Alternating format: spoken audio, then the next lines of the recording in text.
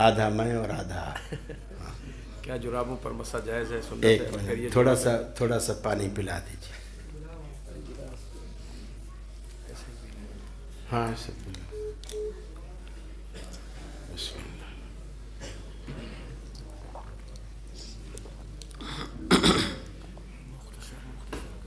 अच्छा, क्या जुराबों पर मसा करना नबी करीम सल्लम की सुन्नत से साबित है? जी बिल्कुल साबित है।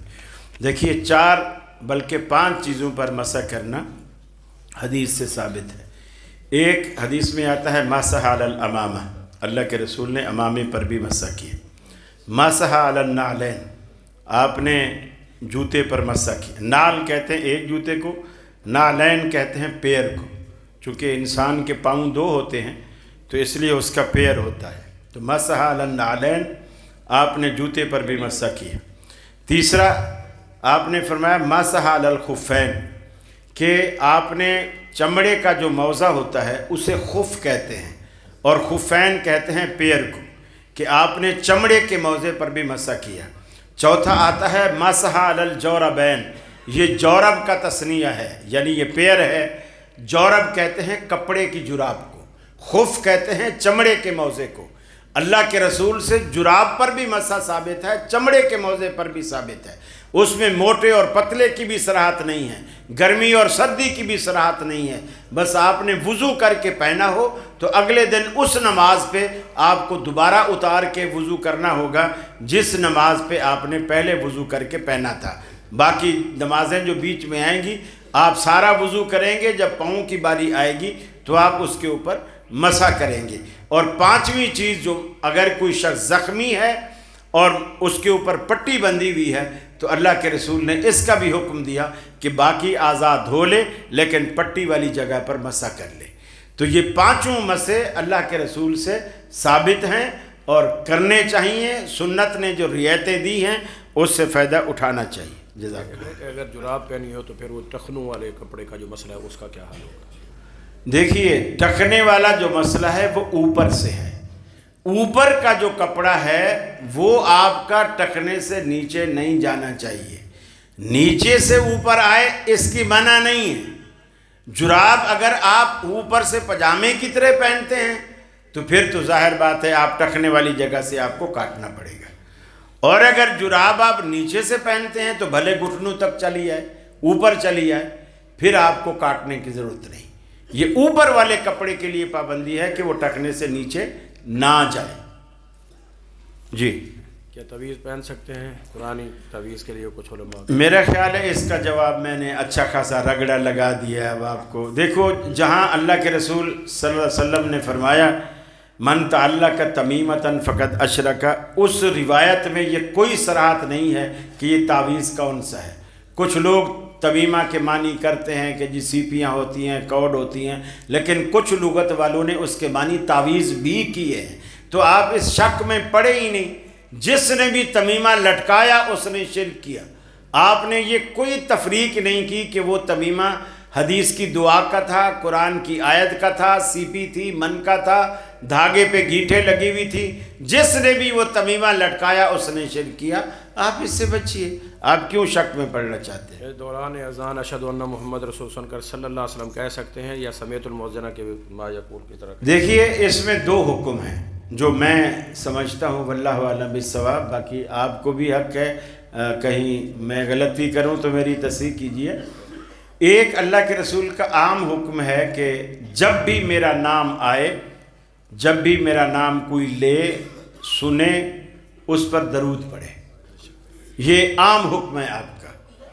और एक ये है कि जब तुम मुअज्जिन को सुनो तो उस वक्त तुम वही अल्फाज दोहराओ जो मुअज्जिन कह रहा है। अब ये 2 अलग अलग हुक्म हैं। इस पे तत्बीक की सूरत मेरे नज़दीक ये है, जब मुअज्जिन कहता है अशहदु अन्ना मुहम्मद रसूलुल्लाह से पहले जब मुहम्मद तक आता है आप कहें सल्लल्लाहु अलैहि वसल्लम, और जब रसूलुल्लाह पूरा कह देता है अब आप कहें अशहदु अन्ना मुहम्मद रसूलुल्लाह। तो आपका दोनों हुक्मों पर अमल हो जाता है। मेरे नज़दीक तत्बीक की ये सूरत है, बाकी उलमा से आप मालूम करें। यूट्यूब की हलाई कमाई हला دیکھیے یوٹیوب کی کمائی نہیں ہوتی، اصل میں آپ بھی مولویوں کو کنفیوز کرتے ہیں، یوٹیوب کو میں بھی جانتا ہوں، وہ ایسے پیسے نہیں دیتا، یوٹیوب پیسے دیتا ہے جو اس آپ کے پروگرام کے اندر اشتہار آتے ہیں، جو کمرشل آتے ہیں، ان کمرشل کے کچھ پیسے یوٹیوب خود رکھتا ہے، 4 آنے آپ کو بھی دیتا ہے، 2 آنے آپ کو بھی دیتا ہے۔ اب آپ ہمیں یہ بتائیں کہ آپ کے پروگرام میں کس طرح کے اشتہاروں کا الاؤ ہے، چونکہ یہ الاؤ بھی آپ کرتے ہیں، یوٹیوب خود نہیں کرتا، آپ ایکسیپٹ کرتے ہیں، وہ کہتے ہیں ہماری آپ پالیسی سے جو ہیں وہ راضی ہیں، آپ جب اس کو ایکسیپٹ کرتے ہیں تو آپ کی ارننگ شروع ہوتی ہے، وہ بھی کچھ شرائط ہے اس کی۔ پھر اگر تو ان اشتہاروں میں ادھر آپ ناصر مدنی کو لگایا ہوا ہے اور ادھر کچھ کنجریاں ناچ بھی رہی ہیں برابر میں، اور اسی کے پیسے آپ کو مل بھی رہے ہیں، بظاہر آپ کہہ رہے ہیں میں ناصر مدنی کو دیکھ رہا ہوں، حالانکہ یوٹیوب والے آپ کو پیسے اس کنجری کے دے رہے ہیں۔ اب آپ خود فیصلہ کریں کہ آپ کی کمائی کیسی ہوگی، اس کی کچھ شرائط ہیں۔ مثلا آپ یہ پابندی لگا دیں جی میرے ویڈیو کے دوران صرف دارالسلام کی کتابوں کے اشتہار آئیں گے، روح افزا کا اشتہار آئے گا، کوئی میڈیسن کا اشتہار آئے گا، اس میں لڑکی کوئی نہیں آئے گی۔ میرا خیال ہے وہ اشتہار دیکھے گا بھی کوئی نہیں۔ آج کل تو بلیڈ کا بھی اشتہار ہو تو بھی لڑکی دکھائی جاتی ہے، حالانکہ بلیڈ کا لڑکی سے کیا تعلق ہے، صرف بیچنے کے لیے۔ ٹی وی ٹاک شو میں بھی کمائی ہے۔ وہی چیز ہاں جی، تقدیر کیا ہے، ہم گناہ کرتے ہیں۔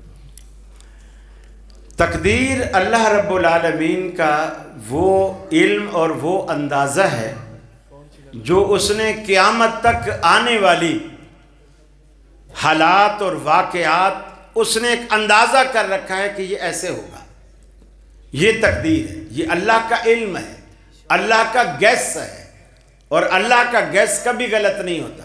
ہمیں نہیں بتایا اس نے کہ میں نے تمہارے بارے میں کیا گیس کر رکھا ہے۔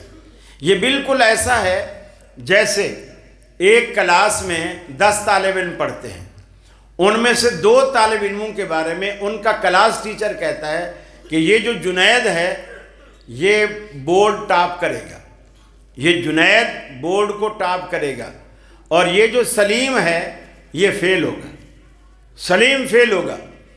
آپ نے یہ بات ڈائری میں لکھ کے رکھ لی کہ جنید بورڈ ٹاپ کرے گا اور سلیم فیل ہوگا۔ جب رزلٹ آیا تو واقعی پورے بورڈ کو جنید نے ٹاپ کیا تھا اور سلیم فیل ہوا تھا۔ تو کیا یہ اس وجہ سے اس نے ٹاپ کیا کہ ٹیچر نے کہا تھا یہ ٹاپ کرے گا، یا اس لیے سے سلیم فیل ہوا کہ ٹیچر نے کہا تھا یہ فیل ہوگا؟ اگر ٹیچر یہ نہ کہتا پھر ٹاپ کس نے آنا تھا، سلیم نے کہ جنید نے؟ جنید نے ٹاپ کرنا تھا۔ یہ ٹیچر کا تجربہ تھا، چونکہ وہ کلاس میں پڑھاتا تھا، دیکھتا تھا کون ہونہار ہے، کون کام کر کے لاتا ہے، کون ہوم ورک کر کے لاتا ہے، کون سبق یاد کر کے لاتا ہے، اس نے اس تجربے کی بنیاد پر کہا۔ اللہ چونکہ ہم سب کا خالق ہے، اللہ کو پتہ ہے کہ یہ آگے چل کے کرنے کیا والا ہے، اور یہی تو کمال ہے اللہ کا۔ فلم دیکھنے کے بعد تو سٹوری ہر کوئی سنا سکتا ہے، کمال تو یہ ہے فلم لکھی بھی نہ گئی ہو اور پھر کوئی سٹوری سنائے کہ اس کی یہ فلم ہے، پھر ہے کمال۔ تو دنیا کی جتنی فلم ہے اللہ نے اس کو، یعنی دنیا میں یہ فلمانے سے پہلے اللہ نے بتا دیا اس کی سٹوری کیا ہے، یہ اس کا علم ہے، اسی کو تقدیر کہتے ہیں، اور وہ تقدیر ہمیں مجبور نہیں کرتی۔ اللہ تعالیٰ ہر جگہ پر ہے، اللہ تعالیٰ ہر جگہ نہیں ہے، اپنی ذات کے اعتبار سے اللہ رب اس پہ تو ٹی وی پہ بڑی ڈیبیٹ ہو چکی ہے، اور اس پہ جس نے حنیف قریشی نے ایسے ٹیشو کا ڈبہ پکڑا اور اپنا موبائل جیب سے نکالا اور اوپر رکھا، کہا قاری صاحب بتاؤ اللہ بڑا ہے کہ عرش بڑا ہے؟ آپ کہتے ہو کہ اللہ عرش پر ہے، اللہ بڑا ہے کہ عرش بڑا ہے؟ اگر اللہ بڑا ہے تو عرش چھوٹا ہے، تو پھر بڑی چیز چھوٹی پر آ نہیں سکتی، اور اگر عرش بڑا ہے اور نعوذ باللہ اللہ چھوٹا ہے تو پھر وہ اکبر نہ ہوا جو آپ کہتے ہو اللہ اکبر، اللہ سب سے بڑا ہے، وہ پھر اکبر نہ ہوا۔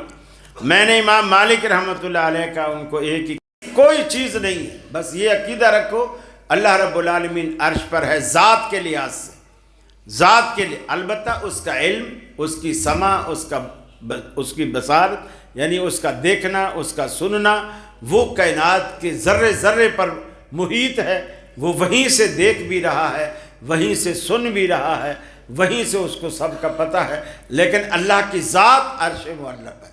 آپ ان سے پوچھئے جو یہ جو کہتے ہیں نا کہ معراج والی رات 7 آسمانوں کے بعد جبریل نے کہا میرے تو اب پر جلتے ہیں، یہ جملہ سنا ہے کبھی؟ میرے پر جلتے ہیں۔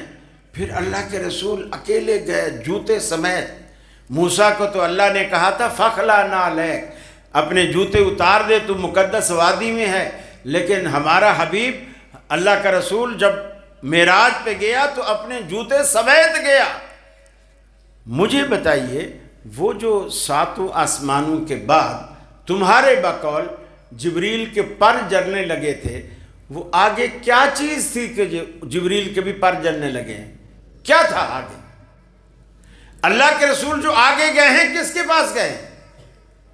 جب اللہ ہر جگہ ہے تو 7ویں آسمان پر نہیں تھا، 6 پر نہیں تھا، واپسی پہ موسیٰ علیہ السلام سے ملے، موسیٰ علیہ السلام نے کہا اتنی نمازیں تو میری امت نہیں پڑھتی تھی، تیری امت کہاں سے پڑھے گی، جاؤ کم کروا کے آؤ، 50 نمازیں لے کے جا رہے ہو، کم کروا کے آؤ۔ اللہ کے رسول فرماتے ہیں میں پھر اوپر گیا، اوپر جانے کی کیا ضرورت تھی؟ اللہ تو جب ہر جگہ ہے تو 6 آسمان پہ بھی تھا نا، اوپر جانے کی کیا ضرورت تھی؟ آپ جب اللہ سے دعا مانگتے ہو، بریلوی مانگے، دیوبندی مانگے، اہل حدیث مانگے، شیعہ مانگے، ایمانداری سے بتاؤ آپ دعا کے لیے ہاتھ کدھر اٹھاتے ہیں؟ اور ہمیشہ مانگنے والا اپنے ہاتھوں کا رخ اسی طرف کرتا ہے جس طرف اس کا سیٹھ دینے والا ہوتا ہے۔ ہمارا رب دینے والا اوپر ہے، فرشتے اوپر سے آتے ہیں، سارا نظام اوپر سے چلایا جاتا ہے۔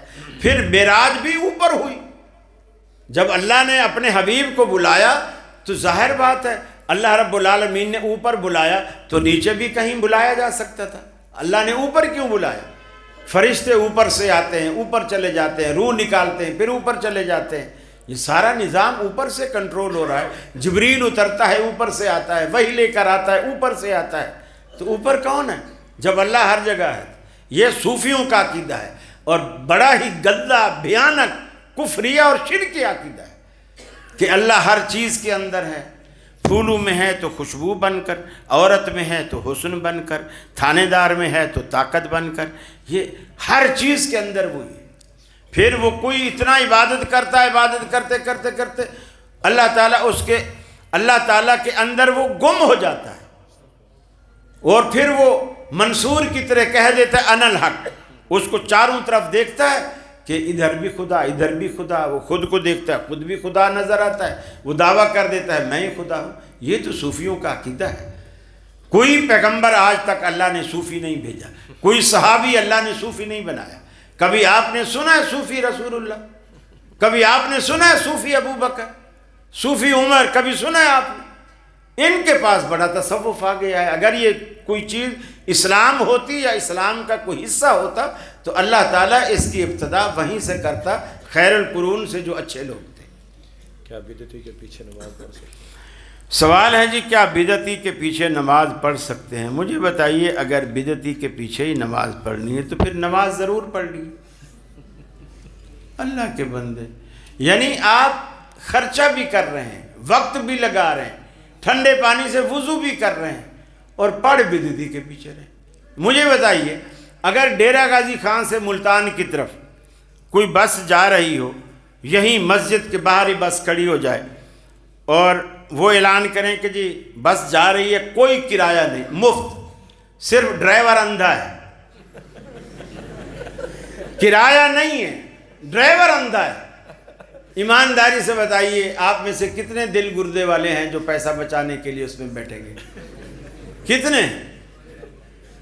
امام جو ہے وہ ڈرائیور ہے اور وہ اندھا ڈرائیور، وہ کہیں بھی ٹھوکے گا جا کے۔ ہاں آپ کو اگر جنت جلدی چاہیے تو پھر ٹھیک ہے، آپ سوار ہو جائیے۔ میرے بھائی، امام کے لیے ضروری ہے، امام جو ڈرائیور ہے وہ آنکھوں والا ہو، اس کا عقیدہ توحید والا ہو، اور پھر وہ نماز سنت کے مطابق پڑھاتا ہے۔ جب تک نماز سنت کے مطابق نہیں ہے اللہ رب العالمین اسے قبول نہیں کرتا ہے۔ مرزا انجینئر کے بارے میں کیا خیال ہے؟ نیک خیال ہے، اللہ اسے ہدایت ہے۔ ڈاکٹر عافیہ صدیقی کے لیے رہائی کی دعا کر دیں گے؟ انشاءاللہ ضرور کریں گے جی۔ یہ کہہ رہے ہیں جی اے پروردگار عالم، یہ 2-3 فقرے آپ اپنی زبان مبارک سے سنا دیں۔ حمد کیا بات ہے۔